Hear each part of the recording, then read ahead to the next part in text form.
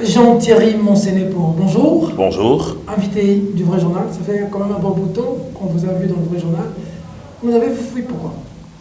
On ne vous a pas fui, vous nous avez invités aujourd'hui, nous sommes là. Posez-vous plutôt la question, pourquoi vous ne nous invitez plus? Après plusieurs invitations manquées. Pourquoi vous ne nous invitez plus, ni à Question Publique, ni dans le Vrai Journal? Premier dossier, c'est la marche du FCC de ce jeudi. On vous a vu dans la rue pour réclamer le respect de la Constitution, contre la dictature. Pour beaucoup, s'en moquent, voir le FCC dans la rue, faire des revendications pendant que vous êtes majoritaire dans le gouvernement, à l'Assemblée nationale et dans les Sénats. Votre réaction? Merci beaucoup, M. Peter Tiani. Je voulais d'abord, avant de répondre à votre question, si vous me le permettez, que je puisse dire merci. Merci à ce million de Quinois qui sont venus pour nous accompagner lors de cette marche hier. Merci à la police nationale congolaise pour avoir encadré nos militants pendant cette marche. Merci à l'autorité de la ville de province de Kinshasa qui a permis à ce que les services de sécurité puissent convenablement encadrer les militants du FCC. Je voulais aussi féliciter le coordonnateur du FCC ainsi que notre autorité morale pour la vision qu'ils ont eue en ce qui concerne cette marche pour que nous puissions taire à jamais ces questions de polémique inutiles où on dit que le FCC n'a de majorité qu'au Parlement et que dans la population nous n'existons plus. Nous avons démontré hier, en une organisation de 48 heures seulement, que nous avons des millions de gens derrière nous. À coup de billets verts. Je voulais aussi rappeler à l'opinion que le FCC est un regroupement politique, une plateforme politique qui respecte les lois et textes de la République. Rappelez-vous qu'il avait été question que nous puissions tenir cette marche le 14 juillet. Mais cela a été reporté puisque nous étions en plein état d'urgence. Nous n'avions pas voulu violer les lois et textes de la République. Nous avons attendu le lendemain de la levée de cet état d'urgence pour programmer notre marche. C'est parce que nous sommes respectueux des textes.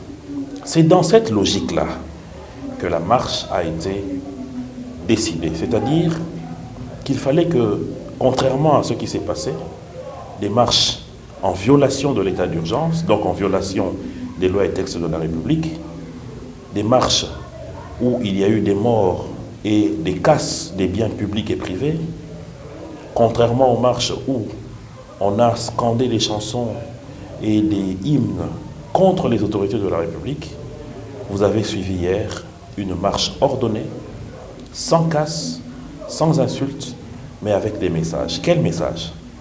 Le premier message, M. Peter Tiani, c'est le bon fonctionnement des institutions. Pourquoi? Nous sommes dans un État républicain. Nous souhaitons que les jalons qui ont été portés depuis 2001 pour un État de droit puissent non seulement continuer à être là, mais grandir. Et ces institutions sont le socle de développement de notre pays. Lorsque ça ne marche pas au niveau des institutions, cela se répercute au niveau de la vie des Congolais. Vous avez constaté quoi qu'il ne marche pas? Et il était donc important que nous puissions apporter notre soutien aux institutions pour certaines questions importantes et surtout pour que chaque institution puisse savoir que le pouvoir ne vient que du peuple et que ce peuple a donné à ceux qui gèrent son pouvoir la Constitution qui détermine le fonctionnement des institutions. Deuxièmement, il fallait réveiller les autorités du pays en ce qui concerne la situation sociale et sécuritaire. Les Congolais souffrent, Peter, que ce soit d'ici ou d'ailleurs. Il est important que l'énergie que nous avons, nous puissions la consacrer pour des besoins existentiels de notre population, pour régler les problèmes qui touchent notre peuple, au lieu que ce soit des questions ou du temps et de l'énergie perdus dans des débats politiciens. Et troisièmement, c'était pour apporter le soutien au Premier ministre Sylvestre Ilunkamba par rapport à ce choc qui s'est passé avec 150 ordonnances qui ont été publié à l'RTNC D'accord. à l'encontre des lois Nous allons et textes de revenir la par République. rapport à la situation sécuritaire et tout. Mais le ministre de la Défense, il est du FCC. À l'Assemblée nationale, la commission qui est chargée de défense et sécurité est dirigée par le FCC, par Jeannette Kabila. Comment vous cherchez ça dans la rue pendant que ceux qui sont censés apporter de la solution sont de votre obédience? Monsieur Peter Tiani, vous devez savoir que la République fonctionne au niveau des institutions comme une chaîne. Lorsqu'il y a un dysfonctionnement entre les maillons d'une chaîne, Oui. c'est toute la chaîne qui en Donc pâtit. il faudrait mettre dehors le ministre de la Donc Défense aujourd'hui, qui a failli par rapport à non, votre pas marche. du tout, Monsieur Peter. Il faut aujourd'hui que les institutions puissent se mettre ensemble pour travailler ensemble. Il ne faut pas sectorier le problème, c'est-à-dire que c'est le ministre de la Défense qui est responsable de telle chose, c'est le président qui est... Non, nous ne voyons pas les choses de cette manière. Nous voyons les choses dans la manière où la juxtaposition peut apporter des solutions. Lorsqu'il y a des fissures dans un groupe d'ensemble, cela se répercute sur les solutions et sur les répercussions. Ne change pas, vous êtes majoritaire à l'Assemblée nationale, au Sénat, même au gouvernement. Si le social pose problème, c'est vous qui êtes responsable, oui ou non? Non, Peter. Si le social pose problème, c'est parce qu'il n'y a pas de mesures idoines pour aujourd'hui répondre à ces problèmes. Pour répondre à ces problèmes, non, pas du tout. Pour répondre à ces problèmes, il faudrait justement qu'il y ait des réponses et des politiques qui permettent à ce qu'on apporte des réponses aux problèmes de souffrance de nos populations. Et cela ne peut être possible que si nous réussissons à avoir une cohésion au niveau des institutions. C'est-à-dire que lorsque l'Assemblée nationale vote des lois, contrôle les ministres, que ces recommandations qui vont au niveau de l'exécutif puissent être suivies. Et non que les recommandations du Parlement puissent être jetées parce que au niveau de l'exécutif, il n'y a pas une entente cordiale avec l'Assemblée nationale. Lorsqu'au niveau du ministre, il y a un problème par rapport à une commission ministérielle ou par rapport à la présidence de la République, cela a des répercussions et c'est ainsi de suite. Il y a plusieurs exemples à vous donner. On a vu de l'argent circuler, les gens s'est distribué de l'argent, 10 000 francs, d'autres ont parlé de 15 000. J'ai vu des images dans les réseaux sociaux qui m'ont fait rire parce que dans ces images, je n'ai vu aucune image où, de manière formelle, quelqu'un est en train de donner l'argent en disant, s'il vous plaît, Monsieur Peter, en train de dire, prenez cet argent, allez pour marcher pour le FCC. Non. Mais voir les gens groupés qui étaient là-bas, en face de vous, vous avez un grand mobilisateur. La CCU, la Ligue des jeunes de la CCU et l'exécutif de la CCU ont mobilisé sérieusement. Ce n'est pas à coup d'argent.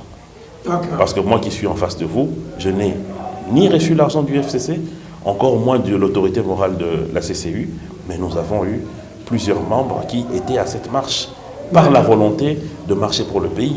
Donc ces petites combines là où on vient, vous avez distribué l'argent, c'est ridicule. C'est ridicule.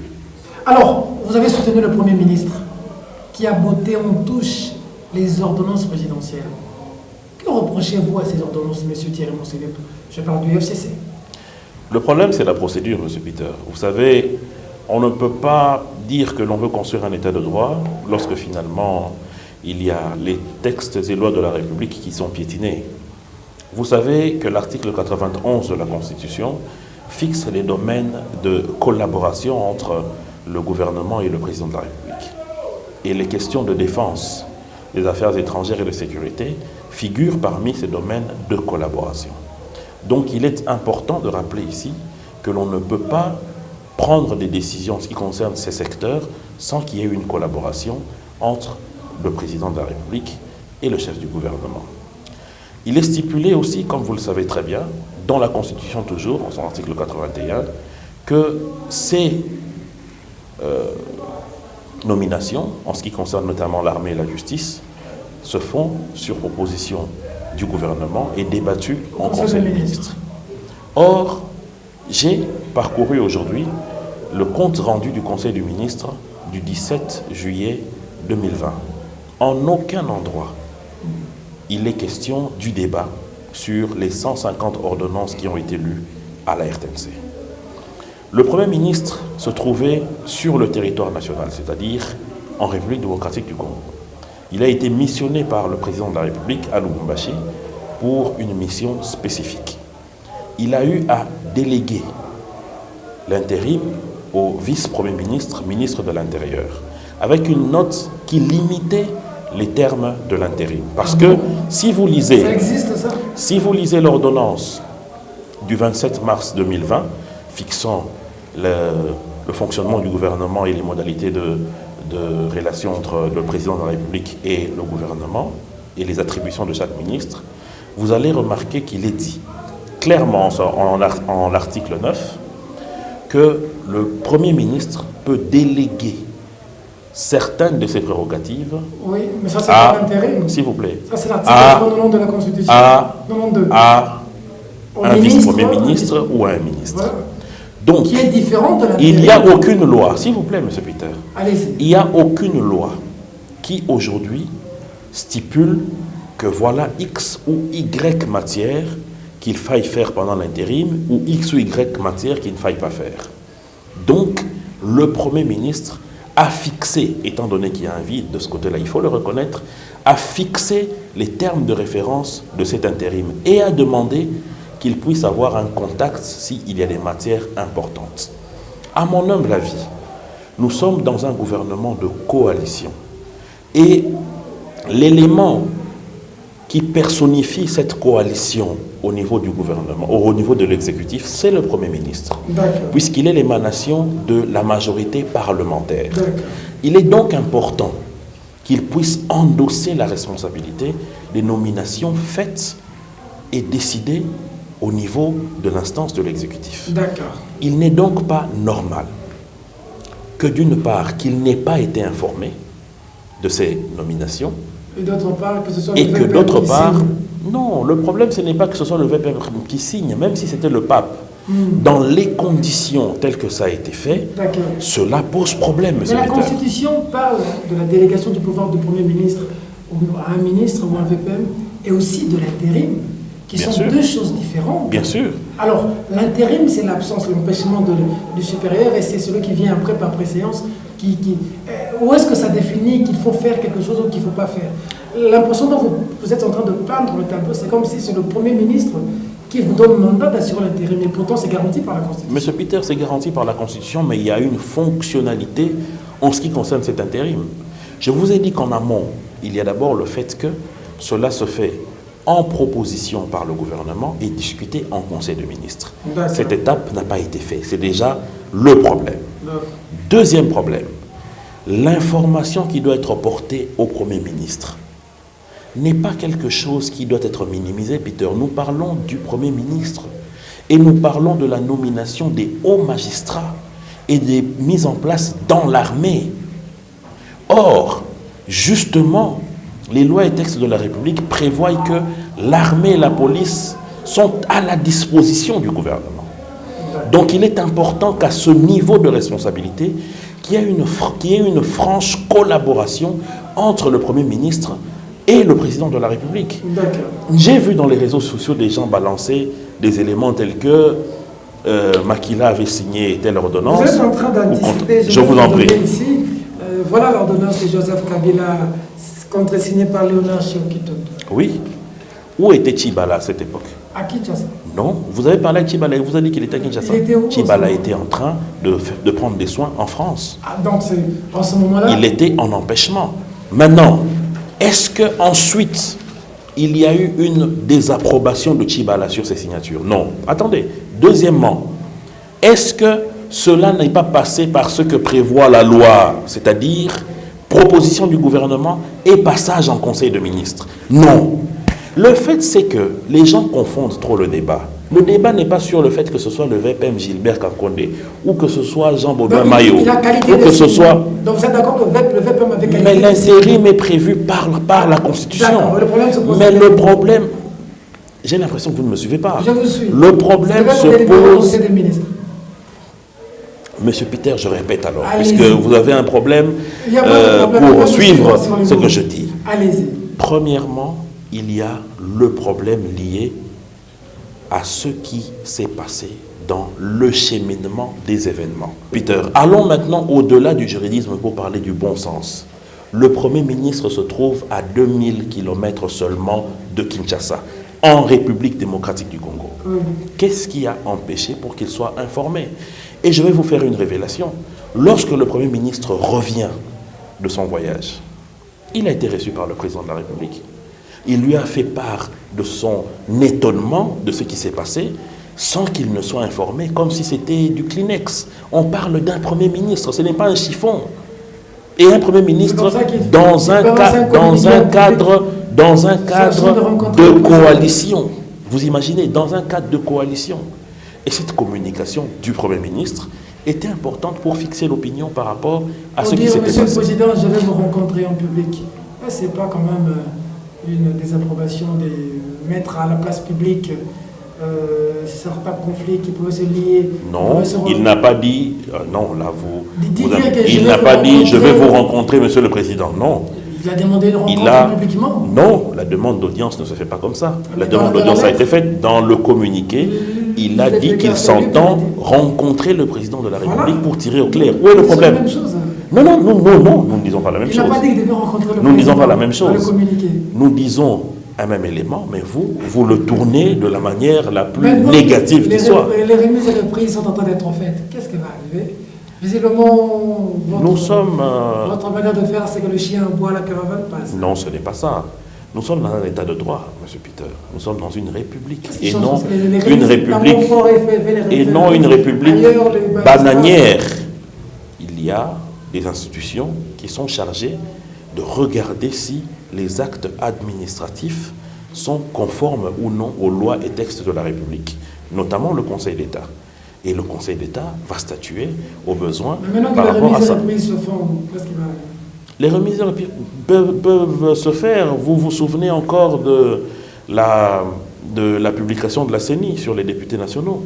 On les publie, d'autres siègent, mais lorsque les arrêts de la Cour tombent, même si vous avez siégé pendant une année, vous êtes obligé de partir. Ça veut dire que si les cours et tribunaux jugent que cela a été conforme à notre Constitution, à l'ordonnance du 27 mars et à d'autres textes, je ne vois pas le problème. On apprend que le Premier ministre veut ouvrir une mesure disciplinaire contre le VPM Gilbert Kankondé. N'est-ce pas une crise, une guerre, je veux dire, frontale au président de la République? Non, c'est prévu. C'est prévu par les ordonnances de la République. Ce n'est pas quelque chose d'extraordinaire. En quoi ça serait une crise si le Premier ministre applique les lois et textes de la République? Parce que le VPM Kankondé a contresigné les décisions du président, pas ses propres décisions. Il ne faut pas dire que parce que le VPM Kankondé a contresigné les ordonnances du président, il faut plutôt dire, il faut plutôt se poser la question, est-ce que les choses se sont faites dans l'ordre? Si cela a été fait dans l'ordre, le VPM Kankondé est un intellectuel de haute facture. Il pourra s'expliquer auprès de son Premier ministre, qui est chef du gouvernement. J'ai l'impression que vous êtes en train de créer de crise pour empêcher Félix d'avancer. Non, M. Peter, il y a... la coalition, comme le dit aujourd'hui. Non, M. Peter, il n'y a aucune crise. Qu'est-ce que vous reprochez au FCC? Quelle crise? Quelle crise est-ce que vous reprochez au FCC? On dit que vous mettez les bâtons dans le roi, Félix. Quel bâton? Il faut être clair. Il faut les citer. Voilà telle chose que vous avez faite. Non, il ne faut pas dire... Il dit une chose, Maboula s'y oppose. Monsieur Peter, s'il vous plaît. Monsieur Peter, s'il vous plaît. Oui, même aujourd'hui, vous, en tant que directeur général de votre entreprise, vous n'êtes pas Dieu le Père. Ce n'est pas puisqu'un jour vous vous réveillez, vous dites à vos caméramens que vous allez commencer à filmer avec des marmites qu'ils doivent le faire. Il se peut que, à différents niveaux des institutions, il y ait des erreurs, il y ait des fautes, il y ait un mauvais agissement par rapport aux lois et textes de la République. Ce n'est pas interdit que l'une ou l'autre partie puisse dire « voilà, tel texte n'a pas été répété ». Ce n'est pas un péché. C'est un exercice démocratique. Ce n'est pas un péché. Et ce n'est pas des bâtons dans le roue dans l'action du président de la République. Vous qui êtes habitué à des salons UP, climatisés, vous voir dans la rue. Mais vous m'étonnez, M. Peter. Le monde à l'envers aujourd'hui. Vous m'étonnez parce que le vrai journal a filmé le grand meeting en 2016 de la majorité présidentielle. Oui. Ce n'était pas dans un salon climatisé. C'était un meeting, ce n'était pas une marche. Le vrai journal a filmé les différentes activités organisées par la CCU, notamment des marches ici en République démocratique du Congo. Oui. Ce n'était pas dans des salons UP. Donc il ne faut pas venir dire tout ça. Il n'y avait pas Kalev dans la rue en ce moment-là. C'est quand même insolite de voir Kalev. Donc lorsqu'on s'appelle Kalev, on a moins de droits. Non, lorsqu'on s'appelle Kalev, on a été l'AG de l'ANER Et ceux qui étaient dans la rue en ont payé pour plus fort.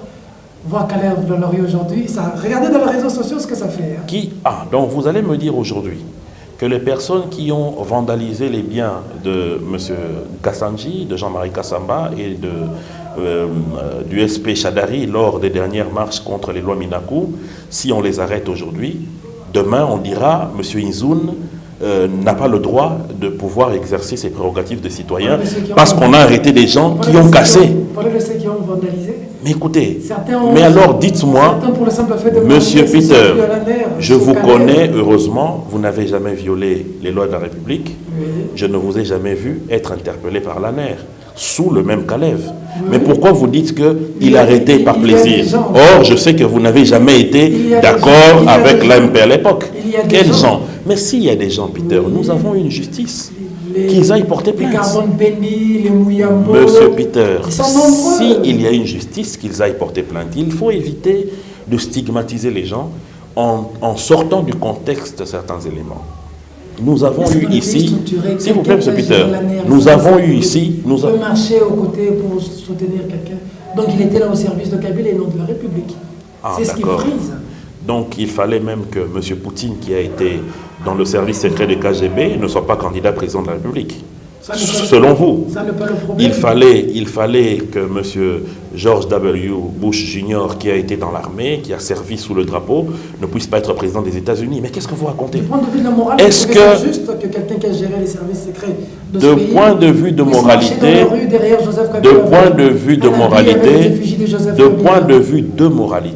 je vous dirais, M. Peter, que tout citoyen congolais a le droit de jouir des mêmes droits que vous et moi. Qu'il ait été pêcheur, oui, vous avez dit devoir de réserve, mais je ne vois pas où M. Kalev est passé pour se mettre à dire ce qu'il a eu à faire comme travail concernant la sécurité du pays. Il est citoyen congolais. Aujourd'hui, il est libéré de ses fonctions d'homme de sécurité. Il a le droit d'appartenir à un regroupement politique quelconque. C'est son droit le plus légitime. Vous ne pouvez pas le lui empêcher. On est pas fatigué de Mende. Pas être fatigué de qui? De Mende. Pourquoi je devrais être fatigué? Dans le réseau, on dit que vous avez beaucoup donné. Peut-être même beaucoup plus que beaucoup. Mais quand il faut servir, surtout ceux qui sont jeunes, au FCC c'est compliqué, mais pire chez vous. Au FCC c'est compliqué alors que nous avons des jeunes ministre FCC. André Lite est un vieux, Momat, Joseph est un vieux, Excellence Neneng Koulou est une vieille. De quoi vous parlez? Quand il s'agit de marche, c'est des Thierry Monsenet pour les Patrick Kana qu'on doit appeler pour mobiliser, mais quand il s'agit de postes, c'est pas vous. Est-ce que des fois ça ne vous fatigue pas? Monsieur Peter, il faut d'abord savoir que la politique est une course de marathon. Vous ne pouvez pas espérer faire un marathon en ne courant qu'un mètre. Le marathon, c'est une course de longue haleine, de 1. De 2, il ne faut pas personnifier la donne de la jeunesse au sein des institutions. Il ne faut pas lier le fait qu'il faut des jeunes dans le gouvernement, donc il faut tirer mon Sénégal. Non, pas forcément. Nous avons des jeunes. Ils sont ministres, mais ils sont congolais. Monsieur Peter, et vous savez voilà. Quoi? Vous savez quoi? Le jour où Thierry Monsenet aurait une responsabilité d'État, il y aura quelqu'un qui prendra la parole, peut-être sur votre plateau, pour dire voilà, il y a que des Bassakata. On trouve toujours à redire de tout ce qui est fait. Vous comprenez? On trouve toujours à redire. Nous avons encore un long chemin à parcourir. Et ce chemin, nous sommes prêts à prendre les coups qu'il faut, à prendre les moqueries que vous nous faites, à vous moquer de nous, à nous prendre pour des moins que rien. Nous sommes les torchons du FCC, nous acceptons. Nous sommes la poubelle où on jette les déchets, nous acceptons. Nous sommes les gens qu'on utilise pour la mobilisation seulement, pour porter les drapeaux, nous acceptons. Nous ne sommes que des Kleenex, nous acceptons tout ça. Mais laissez-nous au moins le droit d'accepter ça. Nous sommes quand même libres nous-mêmes d'accepter d'être poubelle, d'être utilisés, d'être esclaves. Non, mais l'excès d'amour est devenu suspect finalement. Parce que ça commence à outrepasser même le bon sens. Nous acceptons d'être les porteurs de drapeaux, d'être les Kleenex, d'être les torchons. Moquez-vous de nous aujourd'hui. Demain, après-demain, nous serons toujours là, mon cher frère. Et nous servirons Il n'y a que Makila chez Il n'y a pas de problème. Il n'y a que les vieux. Là. Il n'y a pas de problème. Nous acceptons d'être ces torchons-là. S'il faut que nous continuions à être moqués par vous autres, nous acceptons ça, il n'y a pas de problème. Du moment que nous sommes tranquilles avec notre conscience, nous travaillons pour notre pays, pour notre famille politique, et nous allons le faire jusqu'à notre dernier souffle, parce que nous savons que nous sommes dans un bon camp. Nous savons que nous sommes dans le camp de ceux qui veulent du bien de ce peuple. Vous savez que même Jésus, le Christ, a été mal compris par ses contemporains. Mais c'est des années après, finalement, des siècles même, qu'il a été élevé comme sauveur de l'humanité. Donc peut-être qu'aujourd'hui, vous vous moquez de nous, vous pensez que nous sommes en train de perdre notre temps. Il n'y a pas de problème. Mais un jour, vous vous direz, ces gens se sont battus pour une vraie démocratie. Ils se sont battus pour que ce pays devienne ce qu'il est aujourd'hui. Jean-Thierry Monsénépo, merci. C'est moi qui vous remercie.